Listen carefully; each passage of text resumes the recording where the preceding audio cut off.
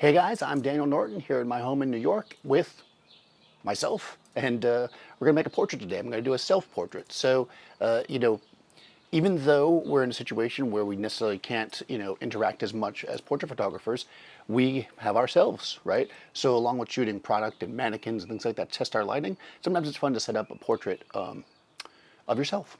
And it can be a challenge to kind of be on both sides of the camera. And I wanted to do something environmental today. At first I thought, oh, I'll put up a roll of paper and show you guys, Rembrandt lighting or something. But this is much more fun for me because it's kind of like if you were sent to photograph Daniel, what might you do? And here I am in my home, and as you might know, I make a lot of videos right here on this porch talking about philosophy and stuff on my channel. So I thought, let's photograph Daniel on the porch. So if I took the angle of photographing me the way that I do those videos, it would be boring because basically I let the natural light for the most part come in and I did the plain background behind me. So I wanted to create something more dynamic, so I decided to take an angle over here.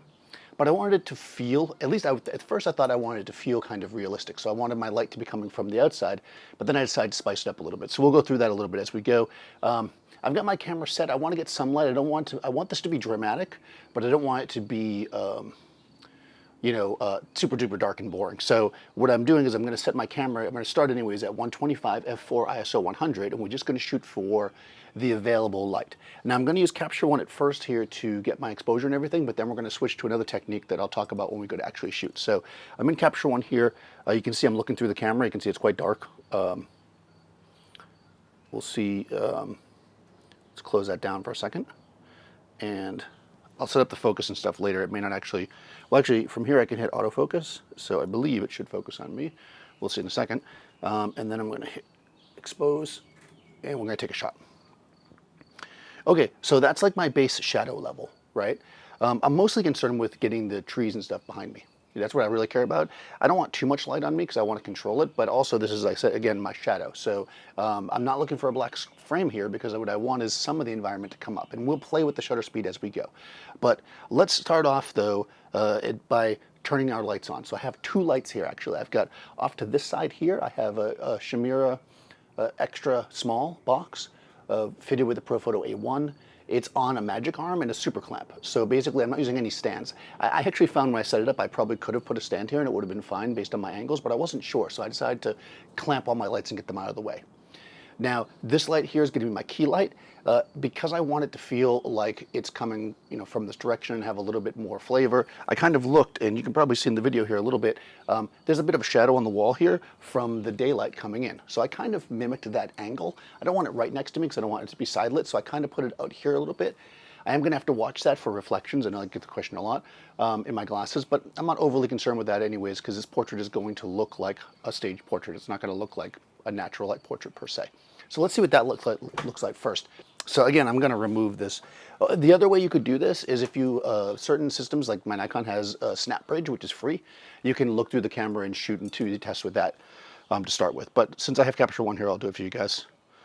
Okay, so this is just the front light. And again, of course, with every ambient light.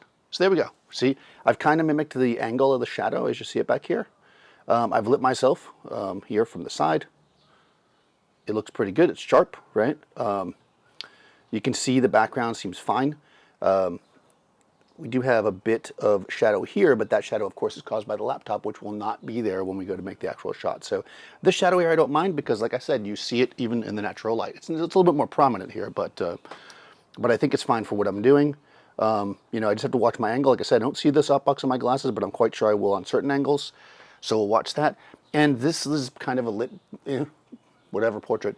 So I'm going to add a backlight. Backlight is always something that's really fun. And my first idea was to actually put it on this side so it, again, felt natural. But then once I did it, I thought, you know what, I'm going to add a little drama. Why not, right? We're here, we're lighting, let's add drama. So what I did instead was I actually have a Profoto A1 up here.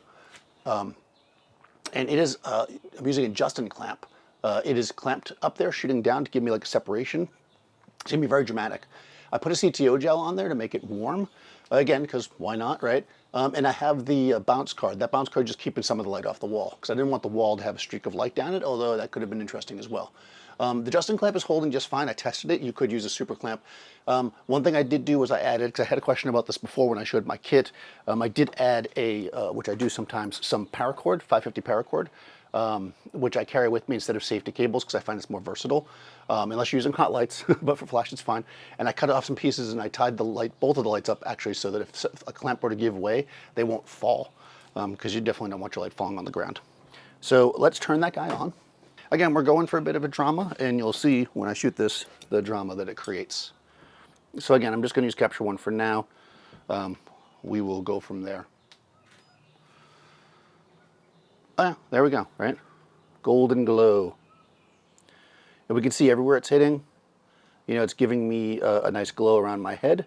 Some of the light is hitting the chair, it's hitting the ground. Actually, I can see too here that this curtain is a little bit in the shot, so I'll probably move that.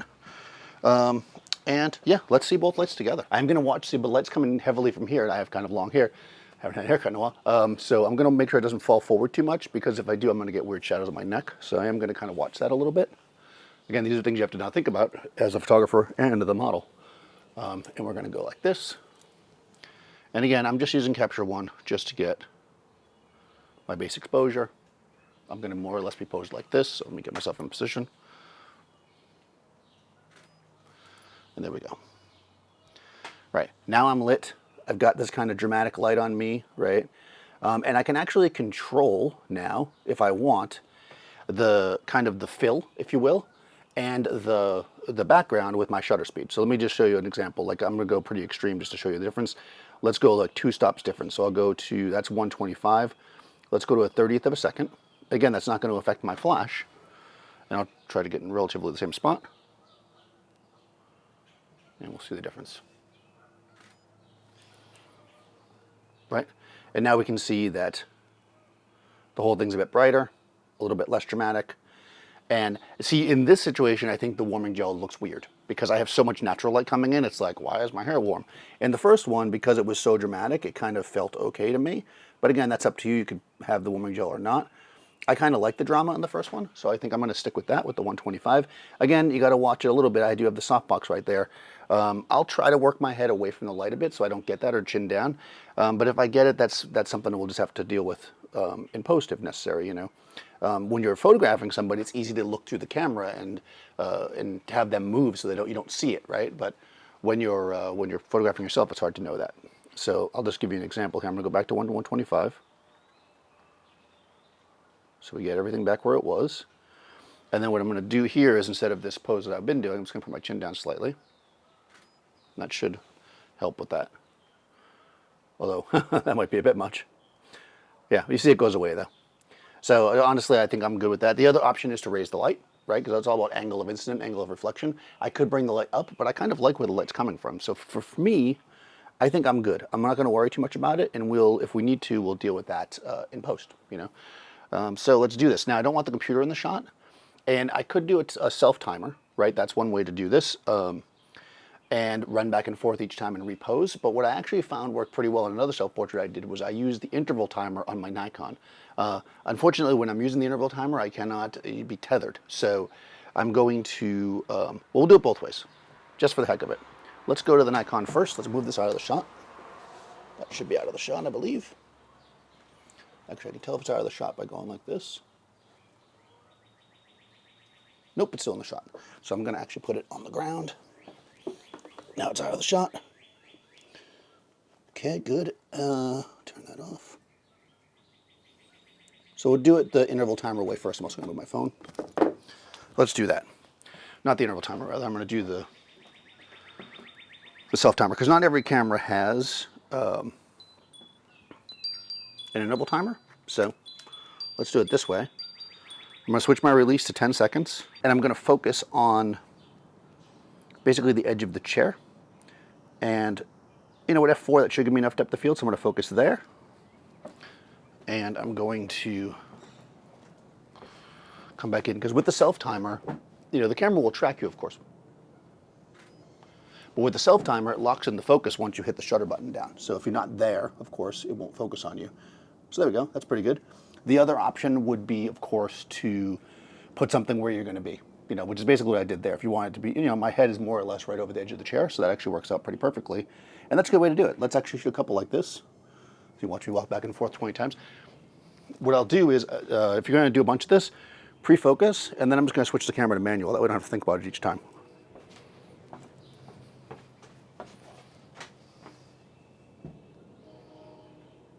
right? And I can just do it that way. And again, if you're light in the shot and you kind of know what you want to do, you don't need to shoot that many pictures. That's pretty good.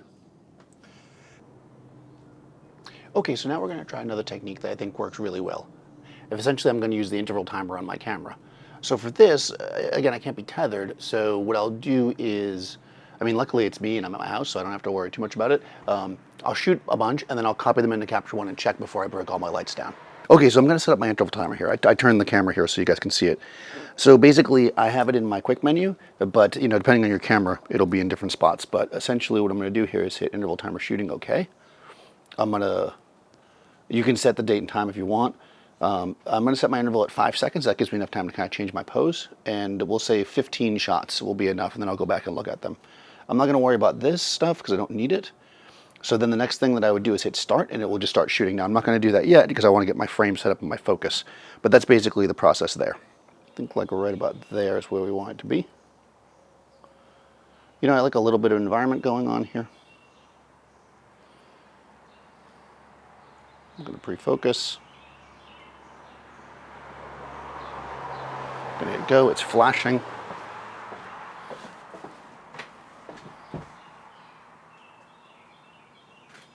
Good. Okay. Let's see what that looks like. I don't want to touch anything. Of course, my temptation is to turn the camera, right? But I'm gonna... Yep, that looks right. Zoom in, it's in focus. I'm looking, I guess, as good as I can look. Ooh. Of course, the first couple I'm still getting here. Remember, every 5 seconds it's going to go off, so.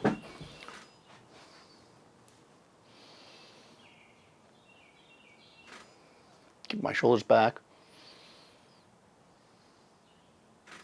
Change my expression slightly. Again, I've got the 15 shots here. Take a look. Circle around here. I'm just going to quickly take a peek at them.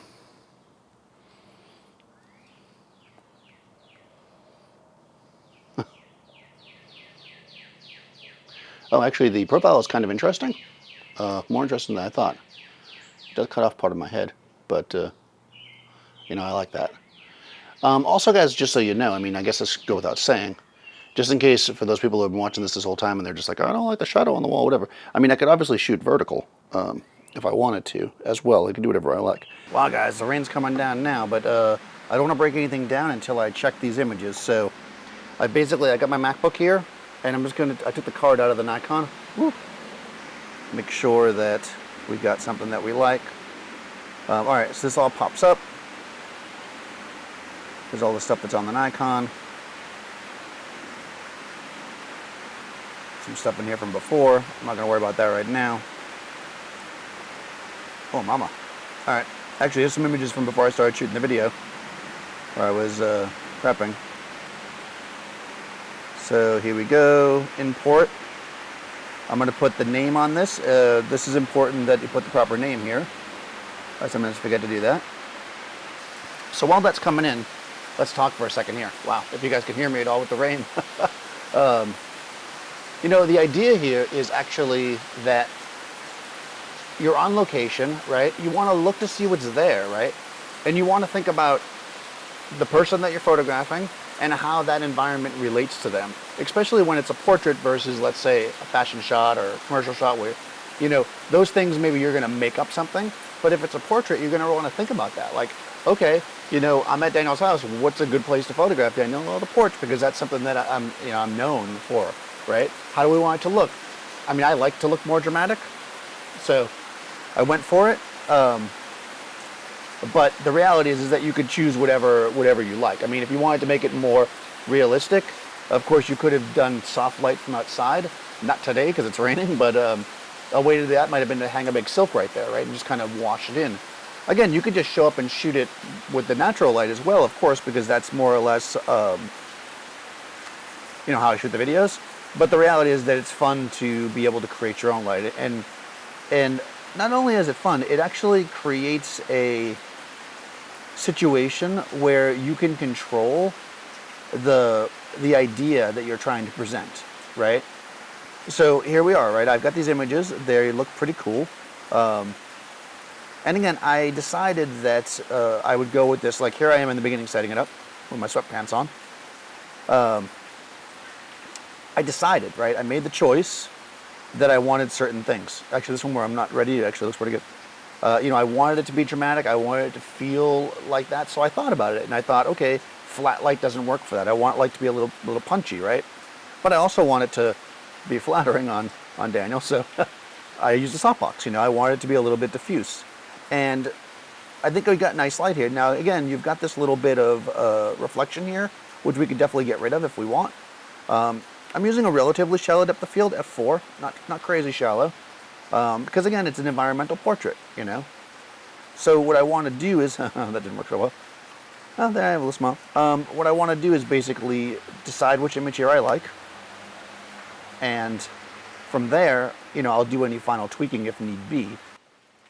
Okay, cool. So we were able to come into a space, you know, look at it, figure out the subject, me, what might work for that subject, and create an image that was something more than just a shot of somebody standing in a space.